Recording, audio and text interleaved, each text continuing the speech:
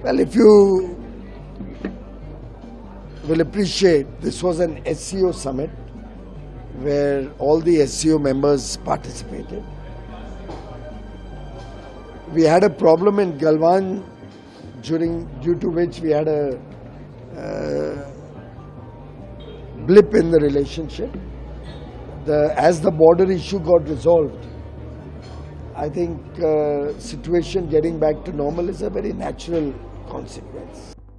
ये बयान सुना ना आपने, ये बयान है भारत के वाणिज्य और उद्योग मंत्री पीयूष गोयल का, जिन्होंने एससीओ समिट के बाद भारत और चीन के रिश्तों पर बड़ा बयान दिया। दरअसल 1 सितंबर 2025 को चीन के तियानजिन में हुई एससीओ समिट बेहद अहम रही। इसमें सभी सदस्य देश भारत, चीन, रूस, पाकिस्तान और मध्य एशिया के देश शामिल हुए। भारत की तरफ से फॉरेन सेक्रेटरी विक्रम मिस्री ने भी इसमें हिस्सा लिया। लेकिन सबसे दिलचस्प बात यह रही कि लंबे समय से तनावपूर्ण रहे भारत चीन रिश्तों पर भारत की तरफ से एक पॉजिटिव मैसेज दिया गया। पीयूष गोयल ने क्या कहा, अब जरा आप सुनिए। Well, if you will appreciate, this was an SCO summit where all the SCO members participated. We had a problem in Galwan due to which we had a blip in the relationship. As the border issue got resolved, I think situation getting back to normal is a very natural consequence.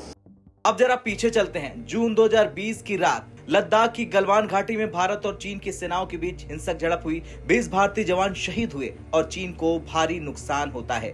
उसके बाद से ही भारत चीन रिश्ते सबसे निचले स्तर पर पहुंच गए। भारत ने चीन से आयातित ऐप्स पर बैन लगा दिया, निवेश और व्यापार पर कड़ी नजर रखी, लाइन ऑफ एक्चुअल कंट्रोल पर सेना की भारी तैनाती कर दी। दोनों देशों के बीच भरोसे में खाई गहरी होती चली गई। यानी गलवान सिर्फ एक सैन्य घटना नहीं, बल्कि इसने कूटनीति, व्यापार और राजनीति तीनों को प्रभावित कर दिया। 2020 से 2025 के बीच कई दौर की कोर कमांड लेवल पर टॉक हुई। धीरे धीरे कुछ इलाकों में डिसएंगेजमेंट हुआ, लेकिन पूरी तरह भरोसा अब भी बहाल नहीं हो पाया। भारत का रुख साफ था, जब तक बॉर्डर पर शांति नहीं होगी, रिश्ते सामान्य नहीं हो सकते हैं। और यही कारण था हर अंतर्राष्ट्रीय मंच पर भारत ने चीन को ये याद दिलाया। लेकिन अब एससीओ समिट में जाकर भारत की ओर से पहली बार एक सकारात्मक संकेत मिल गया है, क्योंकि ये चीन और रूस द्वारा लीड किया गया ब्लॉक है। भारत यहाँ अमेरिका या पश्चिमी देशों के बिना बैठकर सीधे अपने विरोधियों और पड़ोसियों से बात करता है।